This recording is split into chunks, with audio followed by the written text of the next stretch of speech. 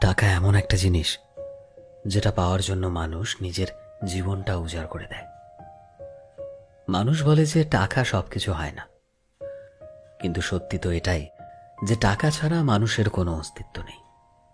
হাসপাতালের অসুস্থ মানুষটা জীবনে বাঁচা মরার সাথে লড়াই করে চলেছে, কিন্তু ডাক্তারের প্রথম কথা হলো আগে টাকা জমা করো, তারপর চিকিৎসা হবে। স্কুলে পড়লে টাকা, কলেজে শিক্ষা নিতে গেলেও টাকা, আর চাকরিতে সম্মান টাকার কাছে হার মেনে যায়। কোথাও গেলে টাকাটাই সবার আগে দরকার হয়। টাকা থাকলেই মানুষ মানুষকে মানুষ ভাবে। টাকা ছাড়া মানুষটা যতই সৎ ভালো মানুষ হোক না কেন, সমাজ সেই মানুষটাকে অবহেলা করতে শুরু করে।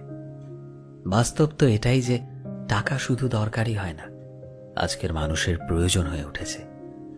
যার কাছে টাকা আছে সেই ঠিক, সে সব থেকে বড়, সে সবচেয়ে বড় সম্মানের যোগ্য। আর যার কাছে টাকা নেই, তার সত্যিগুলোকেও সহজে মিথ্যে বানিয়ে দেওয়া যায়।